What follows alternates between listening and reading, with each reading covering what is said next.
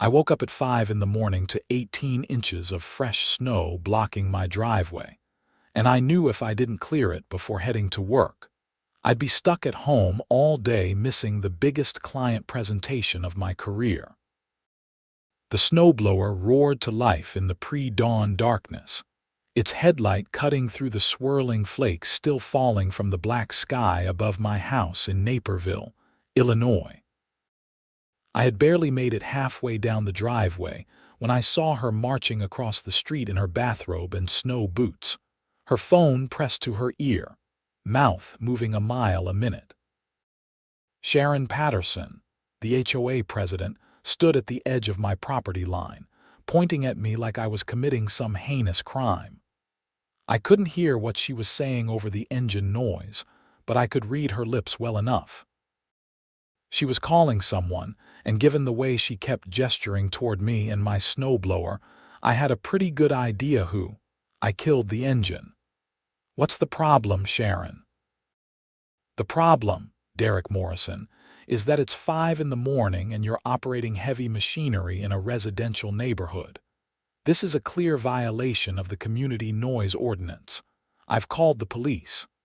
I blinked at her, snow melting on my face. "You called the cops because I'm clearing my own driveway. The community bylaws clearly state that no loud machinery can be operated before 7 a.m. on weekdays. That includes lawnmowers, leaf blowers, and yes, snow blowers." She crossed her arms, looking entirely too pleased with herself. "Sharon, I have to get to work. If I don't clear this now, I'll miss a presentation that could make or break my company. Should have thought about that before you decided to violate community standards." She turned on her heel and marched back toward her house across the street, leaving me standing in the cold with half a cleared driveway and a growing sense of disbelief. I looked down at my snowblower, then at the remaining snow, then at my watch. I needed to be on the road by 6:30 at the latest. The presentation was in downtown Chicago at 9, and with the roads in this condition, I'd need every minute. I grabbed the pull cord, ready to start the machine back up, when red and blue lights reflected off the snow around me. A Naperville Police Department cruiser pulled up to the curb. An officer stepped out, a younger guy with a tired expression that suggested this wasn't his first ridiculous call of the morning.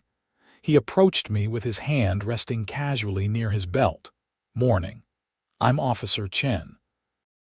Got a complaint about noise disturbance. You the homeowner?" "Yes, sir, Derek Morrison. I live here. I was just clearing my driveway so I could get to work." Officer Chen looked at the half-cleared driveway, then at the snowblower, then at Sharon's house where she now stood in the window watching us. "And the complaint came from the HOA president across the street." "That's right. She says I'm violating some noise ordinance by operating a snowblower before 7 a.m. The officer pulled out a small notepad and flipped through it, though I suspected he already knew what he was going to say. "Sir, I'm going to level with you. You're on your own property, clearing snow that's preventing you from safely accessing the public road. There's no city ordinance in Naperville that prohibits snow removal at any hour. Your HOA might have rules about noise, but those are civil matters, not criminal ones. You're well within your rights to clear your property." Relief washed over me. "So I can finish?" "Yes, sir. HOA bylaws don't supersede your property rights or common-sense public safety measures. If you couldn't clear your driveway and got stuck here, then couldn't get to work, that would be a real problem. The HOA can take up their concerns with you through proper channels if they want, but that's between you and them. From a legal standpoint, you're doing nothing wrong." I thanked Officer Chen, who gave Sharon's window a long look before getting back in his cruiser and driving off. I fired up the snowblower again and finished clearing my driveway, taking extra care to blow the snow onto my own lawn rather than the street. Sharon's curtains twitched the entire time. By 6:15, I was showered, dressed, and backing out of my garage in my Honda Accord. The roads were bad but passable, and I made it to downtown Chicago with 20 minutes to spare. The presentation went perfectly. My business partner, Rachel, and I landed the contract with a manufacturing firm that would triple our consulting revenue for the next year. I should have been celebrating. Instead, I spent the drive home dreading what fresh hell Sharon Patterson had cooked up for me. I pulled into my driveway just after 7 that evening to find a certified letter taped to my front door. The return address was the Meadowbrook HOA. I tore it open standing right there in the cold. Notice of violation and fine assessment, the header read. The letter informed me that I had violated Section 7, Paragraph 3 of the Meadowbrook Community Bylaws regarding noise disturbances.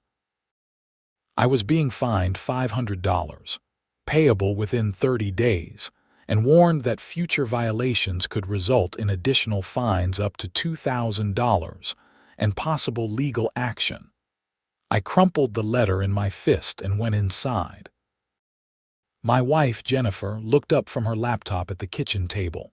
"How'd the presentation go? We got the contract, but look at this." I handed her the crumpled notice. Jennifer smoothed it out and read through it, her expression darkening. $500 for clearing our driveway. This is insane. Officer Chen said I wasn't breaking any laws. HOA rules aren't laws, though. They're contractual agreements we signed when we bought the house. Jennifer pulled up a file on her laptop. I saved a copy of all the bylaws. Let me check Section 7. While she searched, I made coffee and tried to calm down. We'd moved to Meadowbrook 3 years ago, attracted by the good schools and well-maintained common areas. The HOA fees were steep at $300 a month, but the neighborhood was beautiful and the rules seemed reasonable enough at the time. No one mentioned that Sharon Patterson was a tyrant who'd make our lives miserable. "Found it," Jennifer said. Section 7, Paragraph 3.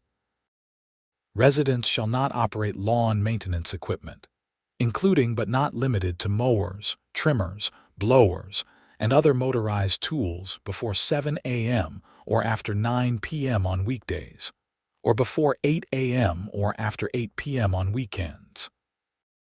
It doesn't specifically mention snowblowers, but Sharon's interpreting other motorized tools to include them. That's ridiculous. Snow removal is a safety issue, not lawn maintenance. I agree, but the language is vague enough that she might have a case within the HOA framework. Jennifer closed the laptop. "We need to fight this. $500 is outrageous, and if we let her get away with it, who knows what she'll come after us for next." The next morning, I drafted a formal letter to the HOA board disputing the fine. I explained that snow removal was a necessary safety measure, that Officer Chen had confirmed I was within my legal rights, and that the bylaw's reference to lawn maintenance equipment did not reasonably extend to emergency snow removal. I requested a hearing before the full board and asked that the fine be rescinded. I hand-delivered copies to all 5 board members. Sharon's house was last. She answered the door in yoga pants and a fleece, her blonde hair pulled back in a ponytail that was probably meant to make her look younger than her 50-something years. "Derek, what can I do for you?" I handed her the letter. "I'm formally disputing the fine for using my snowblower. I've requested a board hearing." She barely glanced at it. "The fine stands. You violated the bylaws and there are consequences. The bylaws don't reasonably cover snow removal and you know it. The bylaws say what they say. If you don't like them, you shouldn't have agreed to them when you bought your house." She started to close the door. "Sharon, I cleared my driveway so I could get to work and support my family. That's not the same as mowing the lawn at dawn. Rules are rules, Derek. See you at the hearing." The door clicked shut. The hearing was scheduled for 3 weeks later on a Tuesday evening at the community center. Jennifer and I arrived 15 minutes early to find the small meeting room already half full with neighbors. Some I recognized from block parties and Halloween trick-or-treating. Others I'd only seen in passing. The board sat at a long table at the front, Sharon in the center, with 4 other members flanking her. To her right was Margaret Sullivan, a retired teacher who seemed reasonable enough. Next to Margaret was Frank Kowalski, a postal worker who mostly stayed quiet during meetings. On Sharon's left sat Brenda Chen, no relation to Officer Chen, who worked in real estate. At the far end was Timothy Rhodes, a lawyer who usually backed Sharon on everything. Sharon called the meeting to order. First item on tonight's agenda is Derek Morrison's appeal of his noise violation fine. Derek, you have 5 minutes to present your case. I stood, my hands shaking slightly despite my best efforts to appear calm. Thank you. On December 15th, I used my snowblower at approximately 5 a.m. to clear my driveway after an overnight snowfall of 18 inches. I had an important work commitment in Chicago that morning, and clearing the snow was necessary for me to safely access the public road. Sharon called the police, and Officer Chen of the Naperville Police Department confirmed that I was within my legal rights to clear my own property, and that no city ordinance prohibited snow removal at that hour. I'm asking the board to rescind the $500 fine on the grounds that snow removal is a safety necessity, not a lawn maintenance activity covered by Section 7, Paragraph 3 of the bylaws. Sharon didn't wait for me to sit down. The bylaws clearly state no motorized equipment before 7 a.m. Derek admitted to operating a snowblower at 5 a.m. The violation is clear-cut. The bylaws reference lawn maintenance equipment, I countered. Snow removal isn't lawn maintenance. It's a safety measure and a property owner's responsibility. If we couldn't clear snow until 7 a.m., some residents would be trapped in their homes during winter storms. Margaret Sullivan spoke up. I think Derek makes a valid point. The spirit of the noise rule is to prevent people from doing unnecessary yard work at unreasonable hours. Snow removal doesn't feel like it fits that category. The letter of the law matters more than spirit, Timothy Rhodes said. If we start making exceptions based on intent, the bylaws become meaningless. Where do we draw the line? Can people use leaf blowers at 5 a.m. if they have to get to work early in the fall? Leaves don't prevent you from leaving your property, Jennifer said from her seat. Snow does. Sharon shot her a look. You'll have a chance to speak if Derek yields his time to you. She's right, though, Frank Kowalski said. I have to leave for the post office at 4:30 sometimes, and if we got a big snow, I'd need to clear my driveway before the 7 a.m. cutoff. I don't think that should be a violation, Brenda Chen nodded. I agree. We should consider amending the bylaws to include an exception for snow removal. Sharon's face tightened. That's a separate discussion. Right now, we're addressing Derek's violation under the current bylaws. The rules as written are clear, and he broke them. If we don't enforce our own bylaws consistently, we undermine the entire HOA structure. I'm not suggesting we don't enforce rules, Margaret said. I'm suggesting this particular rule doesn't apply to this situation. The debate went on for another 20 minutes. Sharon and Timothy held firm that the bylaws were clear, and I'd violated them. Margaret, Frank, and Brenda argued that snow removal shouldn't be covered under noise restrictions for lawn maintenance equipment. Finally, Sharon called for a vote. All in favor of upholding the $500 fine, Sharon and Timothy raised their hands. All in favor of rescinding the fine, Margaret, Frank, and Brenda raised theirs, 3-2. The fine was rescinded. Sharon's jaw clenched, but she nodded stiffly. The fine is rescinded. Meeting adjourned. I should have felt victorious. Instead, I felt uneasy. Sharon Patterson didn't strike me as someone who accepted defeat gracefully. 2 weeks later, I received another certified letter. This time, the HOA was fining me $200 for improper snow placement. According to the letter, I had piled snow in a manner that created an unsightly obstruction visible from the street, violating the community's aesthetic standards. I went outside and stared at my front yard. The snow from the December storm had mostly melted, leaving only a few dirty patches in the shadiest corners. There was nothing remotely resembling a pile or obstruction. I took photos from every angle and drafted another dispute letter. Jennifer suggested we hire a lawyer. This is harassment. Sharon's retaliating against you for winning the appeal. A lawyer will cost more than the fine, I said. It's not about the money anymore. It's about making her stop. I knew she was right, but I wanted to try handling it through the system one more time. I submitted my dispute with photos and requested another hearing. Before the hearing could be scheduled, I received a third notice.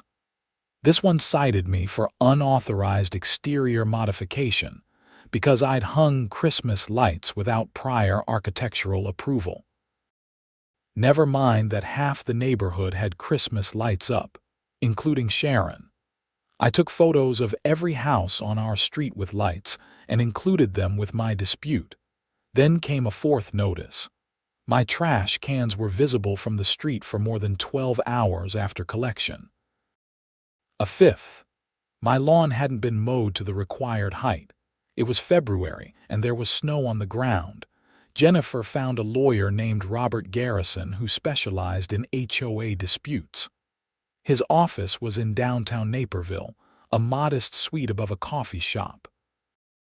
Robert was in his early 40s, with the slightly rumpled appearance of someone who cared more about winning cases than impressing clients with expensive suits. "You're being harassed," he said after reviewing my stack of notices. "This is a clear pattern of retaliation. You successfully appealed one fine, and now she's burying you in frivolous violations to punish you and drain your resources fighting them. Can we stop her? We can try. First, I'll send a cease and desist letter on my letterhead." That sometimes scares HOA boards into backing off when they realize a resident is serious about fighting back. If that doesn't work, we can file a lawsuit for harassment and request an injunction preventing further retaliation. "How much is this going to cost?" Robert leaned back in his chair. "I charge $200 an hour. The letter will take maybe 2 hours. If we have to file suit, you're looking at $10,000 to $20,000 in legal fees, depending on how hard they fight." My stomach dropped. We had savings, but that kind of money would wipe out a significant chunk of our emergency fund. On the other hand, the fines Sharon was levying totaled over $3,000 so far, with no sign of stopping. "Send the letter," I said. Robert's cease and desist letter went out the next day, addressed to Sharon Patterson and the Meadowbrook HOA board.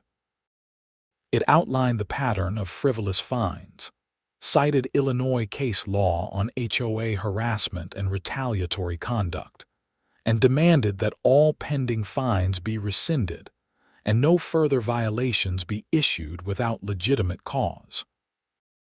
It concluded with a warning that continued harassment would result in immediate legal action. For 2 blissful weeks, nothing happened. I started to think maybe the letter had worked.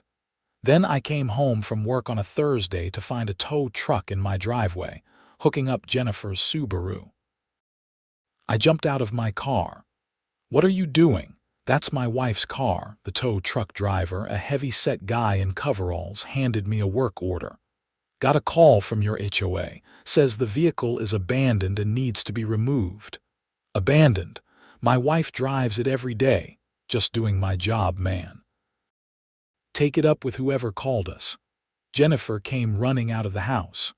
"That's my car. You can't take it," I called Robert Garrison while Jennifer argued with the driver. Robert answered on the second ring. "Derek, what's wrong? They're trying to tow my wife's car. They're claiming it's abandoned. Don't let them take it. Put me on speaker." I did. Robert's voice came through loud and clear. "Sir, I'm Robert Garrison, attorney for the Morrison family. You are attempting to tow a vehicle that is not abandoned and is parked on private property with the owner's permission.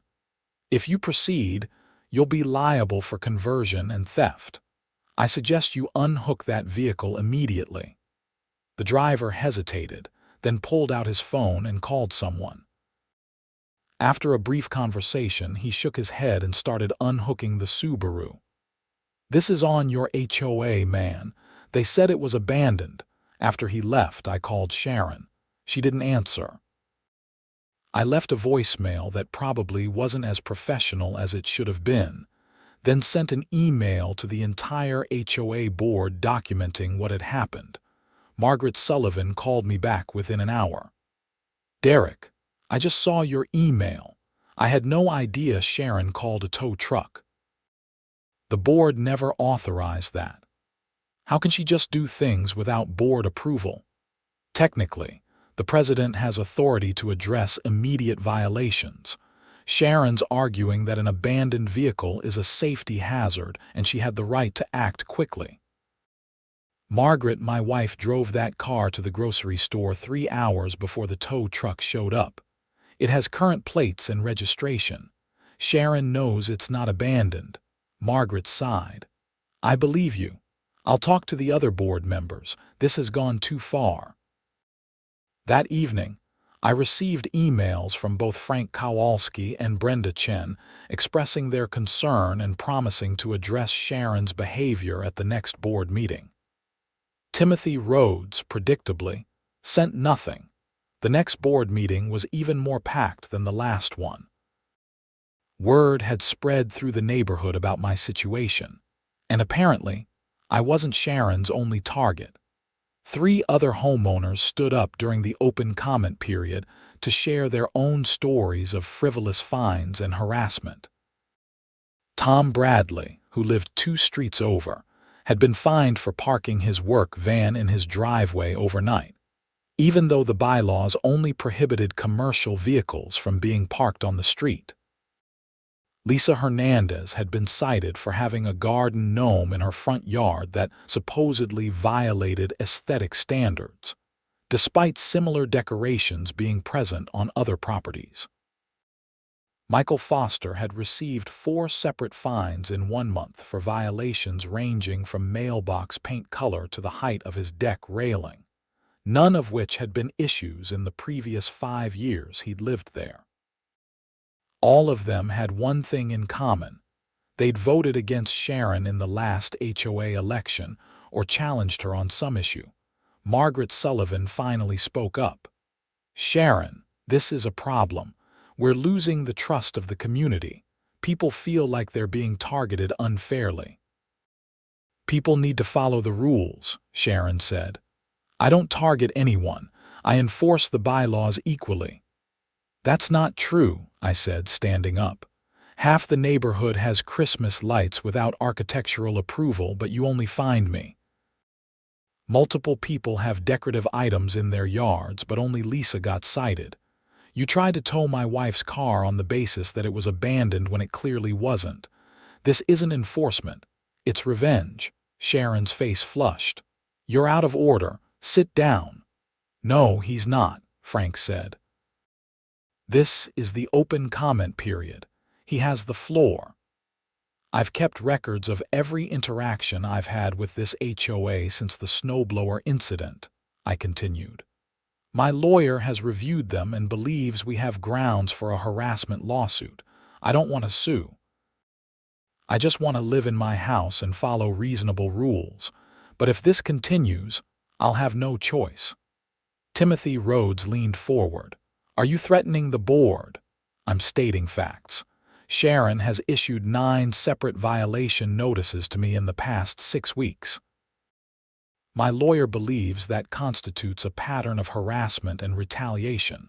Illinois law is very clear about HOA overreach. The room erupted in conversation. Sharon banged her gavel. That's enough. This meeting is adjourned. We haven't voted on anything, Margaret protested. I said we're adjourned. Sharon grabbed her papers and stormed out of the room. The remaining board members looked at each other awkwardly. Finally, Brenda Chen spoke to the room. We'll reconvene tomorrow evening to finish the agenda. And I think it's time we had a serious discussion about board leadership. That discussion happened, but I wasn't privy to it. What I did learn, through the neighborhood grapevine and a follow-up call from Margaret, was that 3 board members had privately asked Sharon to resign. She'd refused, claiming they were staging a coup and threatening to sue the HOA herself if they tried to remove her. The situation reached a breaking point in mid-March. I woke up one Saturday morning to find my mailbox smashed. Not just knocked over, but completely destroyed, with pieces of the wooden post scattered across my lawn. I called the police to file a report, more for insurance purposes than anything else. Officer Chen showed up again, which made me smile despite the circumstances. We've got to stop meeting like this, he said. Tell me about it. He examined the mailbox, took photos, and wrote up a report. Probably kids. We get a lot of mailbox baseball this time of year. Bored teenagers with too much time and not enough sense. I nodded, but something felt off. The mailbox had been completely obliterated, reduced to splinters. That seemed excessive even for bored teenagers. 2 days later, someone slashed Jennifer's tires while her car was parked in our driveway overnight. Then our recycling bin disappeared. Then someone spray-painted profanity on our garage door at 3 in the morning. I installed security cameras. The next incident they caught was Sharon Patterson's husband, Gary, standing in my yard at 11 p.m., pulling up the "for sale" sign I'd never planted there in the first place. I recognized him from neighborhood events, a balding man in his 50s who always seemed tired and apologetic, as if he spent most of his energy managing Sharon's chaos. On camera, he looked around nervously before grabbing the sign and hurrying back across the street. Why would he plant a "for sale" sign? Jennifer asked, watching the footage with me. To manufacture a violation. The bylaws require board approval before listing your house. If she could claim we were trying to sell without permission, that's another fine. But the cameras had caught him red-handed. I called Robert Garrison. This is criminal trespassing and vandalism, Robert said after watching the footage. You need to take this to the police. This has gone beyond a civil HOA dispute. I was reluctant to escalate things that far, but when I came home the next day to find my security cameras torn down and smashed on the driveway, I realized I didn't have a choice. This time, a detective came to take my report. Detective Ramirez was a sharp-eyed woman in her 30s who listened to my whole story without interrupting. I showed her the footage I'd saved to the cloud before the cameras were destroyed, including the video of Gary Patterson planting the fake "for sale" sign. I'll be honest with you, Mr. Morrison. This is one of the weirder cases I've worked, but it's definitely criminal harassment. The vandalism, the trespassing, the attempt to tow your vehicle under false pretenses, it all adds up. I'm going to have a conversation with Mr. and Mrs. Patterson. Detective Ramirez came back 2 hours later with a colleague. They knocked on Sharon's door. I watched from my living room window, trying not to feel too much satisfaction. The conversation at Sharon's door lasted about 10 minutes. I couldn't hear what was said, but I could see Sharon's animated gestures and angry expression. Gary stood behind her, looking like he wanted to melt into the floor. Detective Ramirez came to my house afterward. I've informed Mrs. Patterson that if there are any further incidents of vandalism or harassment, we'll be pressing charges. I've also made it clear that the video evidence you have could support criminal charges right now if you chose to pursue them. What did she say? She denied everything, of course. Claimed her husband was removing the sign as a favor to you, not planting it. Said the vandalism must be neighborhood kids and she has nothing to do with it. But I think she got the message that we're taking this seriously. I thanked the detective and hoped that would be the end of it. It wasn't. Sharon's retaliation became more subtle, but no less aggressive. She started filing formal complaints with DuPage County about supposed code violations on my property. An inspector showed up to check my foundation for cracking that didn't exist. Another came to verify my deck met setback requirements, which it did. A third investigated a complaint about illegal construction in my backyard, where I'd built exactly nothing. Each inspection required me to take time off work. Each cleared me of any wrongdoing, but the harassment value was achieved. The county inspectors grew increasingly annoyed at being sent on wild goose chases, which gave me an idea. I contacted the county code enforcement office and asked to speak with a supervisor.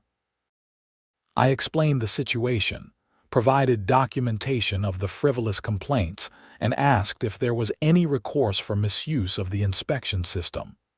The supervisor, a patient man named Bill Torres, reviewed the complaints. Yeah, we've noticed a pattern here. Filing false reports is actually a misdemeanor. It wastes county resources and constitutes harassment. I can refer this to the state's attorney if you want to press charges. I just want it to stop. I'll send a formal warning letter to Mrs. Patterson. If she files another frivolous complaint after that, we'll pursue charges. The letter went out. Sharon responded by filing a complaint with the Illinois Attorney General's office about the county's refusal to investigate legitimate concerns. That complaint was dismissed, but it showed she had no intention of backing down. Robert Garrison advised me to file a lawsuit. You've tried everything else. You've gone through the HOA process. You've involved law enforcement. You've tried reasoning with her. She's not going to stop until a judge makes her stop. Jennifer and I talked it over that night. The legal fees would be substantial, but so was the cost of Sharon's continued harassment, both financial and emotional. We'd been living in a state of constant stress for months, always waiting for the next violation notice or act of vandalism. Our home didn't feel like a home anymore. It felt like a battlefield. File the suit, Jennifer said. We can't live like this. Robert filed a civil harassment lawsuit against Sharon Patterson individually and the Meadowbrook HOA as an entity. We asked for an injunction preventing further retaliation, compensation for the fines we'd paid and legal fees we'd incurred, and damages for emotional distress. Sharon countersued, claiming I was defaming her and damaging the HOA's reputation in the community. Her lawsuit was clearly frivolous, designed to drain our resources, but it still had to be answered. The legal process ground forward slowly. Depositions were scheduled. Discovery requests went back and forth. Our lives were consumed by the lawsuit for months. During this time, something interesting happened. Other homeowners who'd been targeted by Sharon started coming forward. Tom Bradley, Lisa Hernandez, and Michael Foster all contacted Robert about joining the lawsuit as additional plaintiffs. 2 other families I'd never met added their names. Suddenly, we weren't fighting Sharon alone. We were part of a class action with 7 plaintiff families, all documenting similar patterns of harassment and retaliation. The lawsuit finally went to trial in September, almost 9 months after I'd first fired up my snowblower on that dark December morning. The courtroom in Wheaton was smaller than I'd expected. with fluorescent lights that made everyone look slightly ill. Our lawyer, Robert Garrison, had prepared meticulously. He presented the timeline of events, starting with the snowblower incident and Officer Chen's confirmation that I'd done nothing illegal. He showed the board meeting minutes where the fine was rescinded by majority vote. Then he documented every subsequent violation notice, every piece of vandalism, every frivolous county complaint, creating a clear picture of escalating retaliation. The video of Gary Patterson planting the fake for sale sign was particularly damning. Sharon's lawyer tried to argue that Gary was removing the sign, not planting it, but Robert played the full footage. You could clearly see Gary carrying the sign from his garage, crossing the street, walking onto our property, and pushing it into our lawn. He looked around nervously several times, obviously aware he was doing something wrong. The testimony from other plaintiffs reinforced the pattern. Lisa Hernandez broke down crying on the stand as she described how Sharon's harassment had made her feel unsafe in her own home. Michael Foster testified about the thousands of dollars he'd spent defending against frivolous fines. Tom Bradley had actually sold his house and moved away just to escape Sharon's tyranny, and he'd come back to testify about why. Sharon took the stand in her own defense, and it didn't go well for her. She was combative, evasive, and condescending. When asked about the tow truck incident, she insisted the car had been abandoned, even when presented with DMV records showing current registration and Jennifer's testimony about driving it that same day. Mrs. Patterson, Robert said during cross-examination, you've issued over 40 violation notices to the 7 plaintiff families in the past 9 months. Can you explain why these families received so many notices while other residents received none? They're problem residents who don't follow the rules. Or could it be that they challenged your authority and you retaliated against them? I don't retaliate. I enforce the bylaws. You called the police on Mr. Morrison for clearing his driveway. The officer confirmed he was within his rights. The HOA board rescinded the fine. Yet you continued issuing violation notices to him. How is that not retaliation? He violated other rules. Like having Christmas lights without approval, even though half the neighborhood had Christmas lights.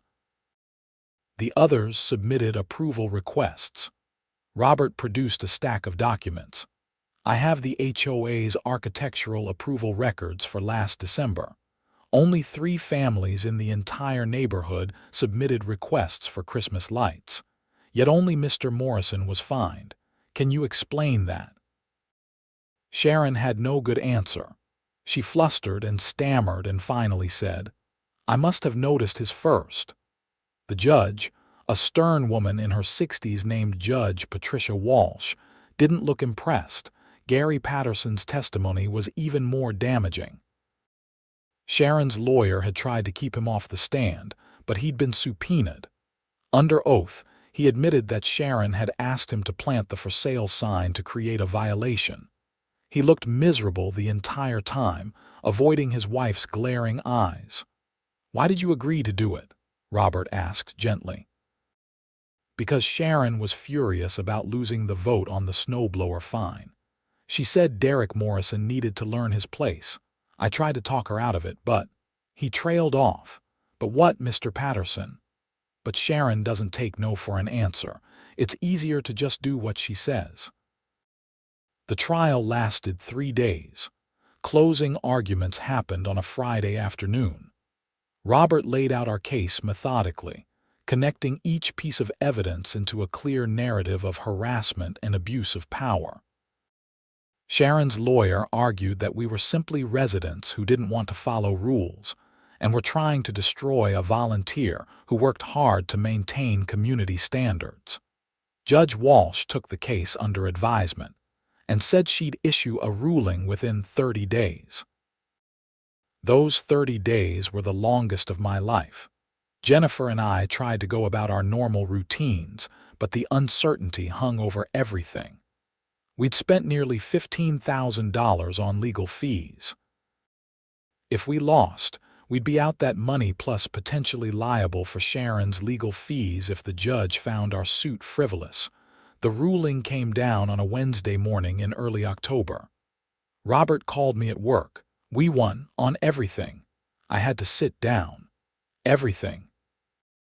Judge Walsh issued a permanent injunction barring Sharon Patterson from issuing any further violation notices to you or the other plaintiffs without independent verification from at least 2 other board members. She ordered the HOA to refund all fines paid by the plaintiffs. She awarded damages for emotional distress, $2,000 per plaintiff family, and she ordered Sharon and the HOA to pay our legal fees, plus $50,000 in punitive damages to be split among the plaintiffs. She has to pay our legal fees, every penny. Judge Walsh was scathing in her written opinion. She called Sharon's conduct a clear abuse of authority constituting harassment and retaliation, and said the HOA's failure to rein her in made them liable as well. She also recommended that the state's attorney review the case for possible criminal charges related to the vandalism and false reporting. I thanked Robert and called Jennifer. We both cried. Not just from relief, but from the validation that we weren't crazy, that what we'd been experiencing was real and wrong and finally acknowledged. The neighborhood erupted when the ruling became public. Margaret Sullivan sent an email to all residents announcing that an emergency board meeting would be held to discuss the court's findings and the board's response. That meeting was the most well-attended in Meadowbrook history.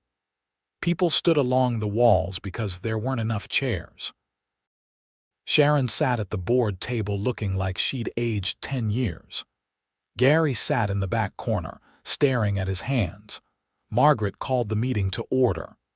In light of the court ruling and the findings of harassment and abuse of authority, the board needs to address the question of leadership. Sharon, several board members have privately asked you to resign.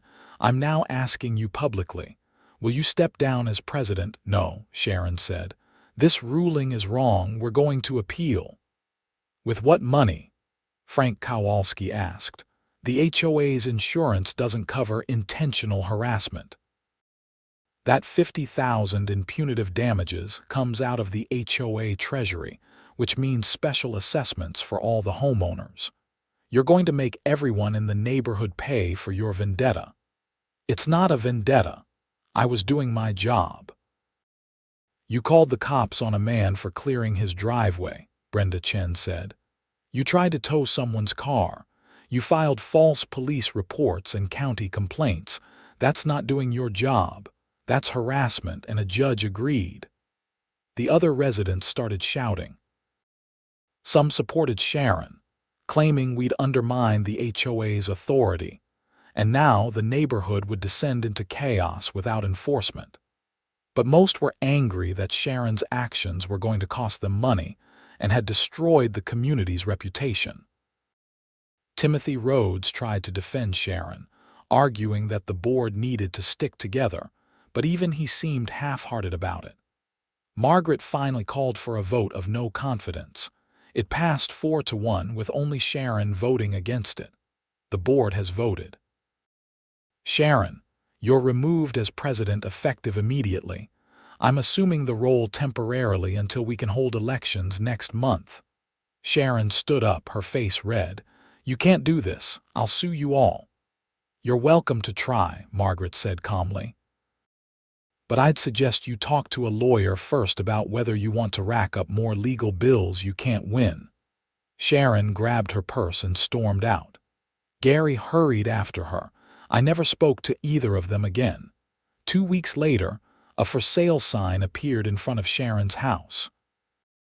A real one this time, from a legitimate real estate company. They moved out before Thanksgiving. The new HOA board, led by Margaret, immediately passed amendments to the bylaws clarifying that snow removal was exempt from noise restrictions, and establishing a review process for violation notices to prevent future abuse. They also voted to waive the special assessment that would have been needed to cover the punitive damages, instead taking the money from the reserve fund and reducing some non-essential services for a year. It wasn't ideal, but it was better than making everyone pay for Sharon's mistakes. Life slowly returned to normal. I could walk to my mailbox without expecting a violation notice. Jennifer could park in our driveway without worrying about tow trucks. We actually started enjoying our home again. The following December, exactly 1 year after the snowblower incident that started everything, we got hit with another big snowstorm. I waited until 5 a.m., then went outside and fired up my snowblower. The familiar roar echoed through the dark morning, and I half expected Sharon to come marching across the street. But Sharon was gone. Her house was dark, owned now by a young couple with a baby. They'd introduced themselves when they moved in and seemed nice enough. The husband had even joked about the snowblower story, which had apparently become neighborhood legend. I cleared my driveway in peace, piling the snow neatly on my lawn. When I finished, I looked up to see lights turning on in houses up and down the street. Other homeowners were coming out with their snowblowers, clearing their driveways before work. The neighborhood filled with the sound of engines and the scrape of shovels, all of us taking care of our properties and looking out for each other. That's what a community was supposed to be. Not a place where petty tyrants enforced arbitrary rules to feed their egos, but a place where neighbors helped each other and common sense prevailed over blind adherence to bylaws. We'd fought hard for that and almost lost our home and our savings in the process, but it had been worth it. I went inside, tracking snow across the mudroom floor, and made coffee. Jennifer came downstairs in her bathrobe, attracted by the smell of brewing coffee and the sound of the shower I was about to take. "Cleared the driveway?" she asked. "Yep, no cops this time." She smiled and kissed my cheek. "Good. I'm proud of you for standing up to her. I know it was hard." It had been hard. There were times I'd wanted to give up, to just pay the fines and keep my head down and hope Sharon would leave us alone. But bullies never leave you alone until you stand up to them. Sharon had counted on people being too tired, too scared, or too cheap to fight back. She'd counted on her position as HOA president to shield her from consequences. She'd counted wrong. The state's attorney did end up reviewing the case, as Judge Walsh had recommended. Gary Patterson was given immunity in exchange for testimony against Sharon. He confirmed that she directed him to commit vandalism and file false reports. He also revealed that she'd been embezzling HOA funds, covering it up with fake invoices for community services that had never been performed. Sharon was charged with harassment, filing false police reports, embezzlement, and several other offenses. She took a plea deal to avoid trial, agreeing to 5 years of probation, restitution to the HOA, and an agreement never to serve on another HOA board. She and Gary moved to Arizona, supposedly to be closer to their daughter. The embezzlement revelation shocked everyone. An audit of the HOA finances revealed that Sharon had stolen nearly $30,000 over 3 years. The HOA's insurance covered most of it, but it explained a lot about why she'd fought so hard to maintain control. She wasn't just a petty tyrant. She was a criminal trying to protect her scheme. As for me, I got my settlement money, which more than covered our legal fees and compensated us for the time and stress. Jennifer and I used some of it to take a vacation to Hawaii, our first real vacation in years. We spent a week on Maui, doing nothing but lying on beaches and eating good food and remembering what it felt like to relax. When we got back, Margaret Sullivan had been officially elected HOA president in a vote that had the highest turnout in Meadowbrook history. She ran on a platform of transparency, common sense enforcement, and never, ever calling the cops on someone for clearing their driveway. She won in a landslide. I still live in Meadowbrook. My son goes to the elementary school 3 blocks away. Jennifer still drives the same Subaru that Sharon tried to have towed. I clear my driveway whenever it snows, regardless of the time, and nobody complains. The new couple who bought Sharon's house, David and Emma, turned out to be great neighbors. David borrowed my snowblower one morning when his broke down mid-storm. I helped him finish clearing his driveway, and he brought over a case of beer as thanks. That's how neighborhoods are supposed to work. I've been asked to run for the HOA board myself, but I've declined every time. I've had enough of HOA politics to last a lifetime. I'm happy to attend meetings and stay informed, but I don't need the headache of being in charge. Margaret does a great job, and the neighborhood has never been better. Every now and then, someone new moves in and asks about the snowblower story. It's become part of the neighborhood lore, the tale of how one resident stood up to an abusive HOA president and won. I usually downplay my role and emphasize that it was a community effort, which is true.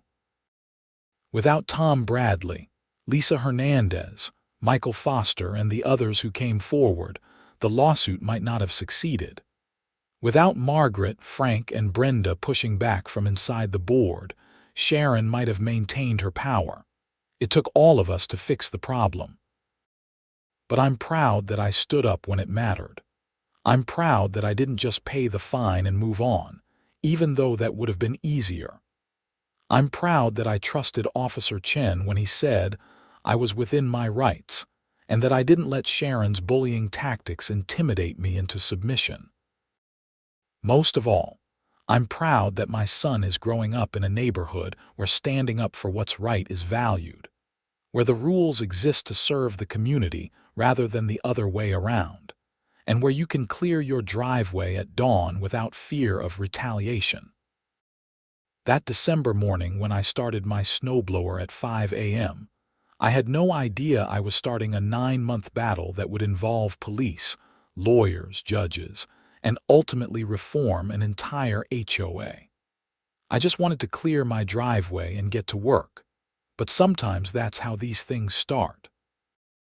You're just living your life, doing what needs to be done, and someone decides to make a problem out of nothing. The key is how you respond. You can back down and let bullies win, or you can stand your ground and fight for what's right. It won't be easy. It might cost you time and money and peace of mind. But in the end, it's worth it. Because now, when I wake up on a snowy morning and start my snowblower in the pre-dawn darkness, I know I'm exercising not just my property rights, but the rights I fought for and won. That snowblower's roar is the sound of freedom, of a community reclaimed from tyranny, of common sense prevailing over petty bureaucracy.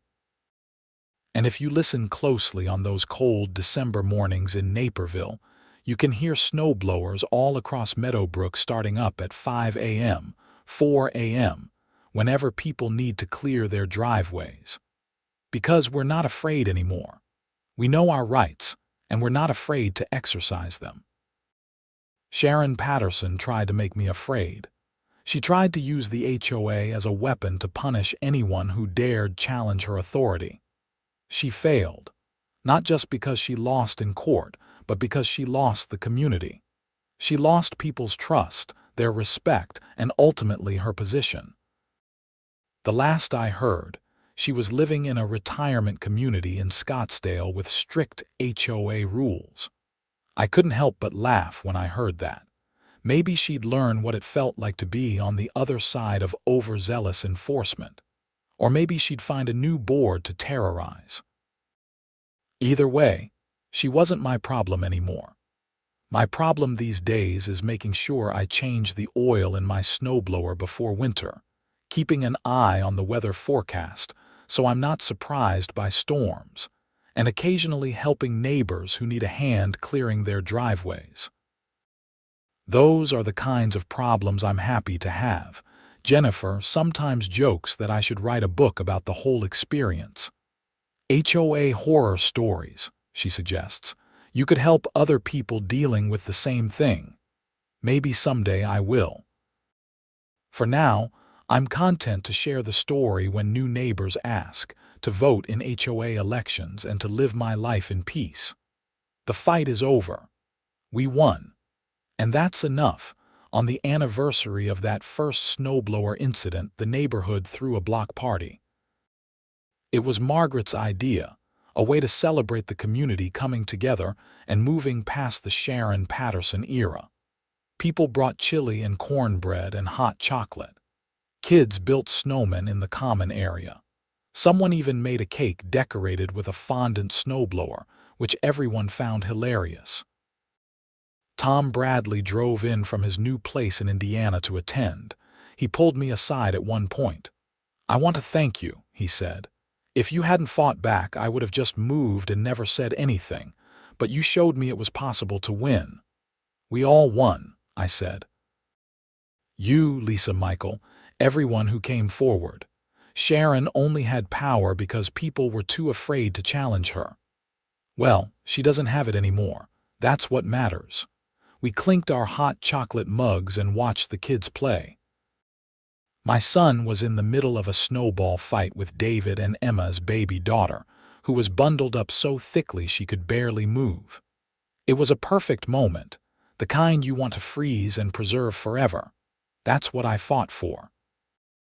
Not just the right to clear my driveway, though that was the catalyst. I fought for the right to live in a community where people treat each other with respect, where rules serve a purpose rather than feeding someone's ego, and where standing up for yourself is valued rather than punished. I fought for mornings like this, where my biggest worry is whether I remembered to buy more coffee, not whether some petty tyrant is going to find another excuse to fine me. I fought for a home that actually feels like a home, and I won. Every time I start my snowblower now, I think about that December morning and Officer Chen's words, "You're well within your rights to clear your own property." Such a simple statement, but it changed everything. It gave me the confidence to fight back, to trust that the law was on my side even when the HOA wasn't. Officer Chen stopped by the block party, actually, though he was off duty. He'd heard about it through the community grapevine and wanted to check it out. I thanked him again for backing me up that morning. "Just doing my job," he said. Though I'll admit, I didn't expect it to turn into such a big thing. I've been on hundreds of HOA calls, and usually that's the end of it. People either back down or work it out among themselves. Sharon wasn't the backing down type. No, she definitely wasn't. He looked around at the party, at the neighbors laughing and eating and enjoying each other's company. "But I'm glad you fought. HOAs serve a purpose, but some people use them as power trips. It's good when someone stands up and says enough is enough." We talked for a while longer about his job, the weird calls he gets, the strange things people fight about in the suburbs. Then he headed out, waving goodbye and reminding everyone to drive safely in the snow. As the party wound down and people headed home, Jennifer and I stood in our front yard looking at our house. It was just a house, a 3-bedroom colonial with vinyl siding and a 2-car garage, nothing special or unique. But it was ours, and we'd fought to keep it feeling that way. "Think we'll ever move?" Jennifer asked. "Maybe someday. But not because an HOA president bullied us out." She squeezed my hand. "Good, because I like it here. Now that Sharon's gone, I actually like it here." I did too. Meadowbrook was a good neighborhood with good people. It just needed someone to stand up and remind everyone what a community should be. That night, I lay in bed listening to the wind howl outside and wondering if we'd get more snow before morning. If we did, I'd be out there with my snowblower, clearing the driveway before dawn. Not to spite anyone, not to prove a point, but just because that's what needed to be done. And if anyone had a problem with it, well, I had Officer Chen's words, Judge Walsh's ruling, and a whole neighborhood of people who'd learned that standing together beats backing down every single time.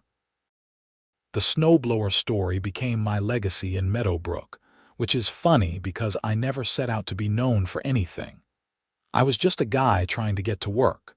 But sometimes that's how it goes. You stand up for something small, your right to clear your own driveway, and it becomes something bigger. A symbol of pushing back against petty tyranny. A reminder that even when the system seems stacked against you, it's worth fighting for what's right. Would I do it all again if I could go back? Absolutely. The stress, the legal fees, the months of uncertainty, all of it was worth it to reclaim my home and my community from someone who turned both into a nightmare. And the next time it snows and I fire up that snowblower at 5 a.m., I'll think about Sharon Patterson standing in her bathrobe pointing at me like I was a criminal. I'll think about Officer Chen calmly explaining that I was within my rights. I'll think about Judge Walsh's scathing ruling and Margaret's leadership in rebuilding the HOA. But mostly, I'll just think about how good it feels to clear my own driveway on my own property in my own time, without fear and without asking permission. That's freedom. That's home. And that's worth fighting for.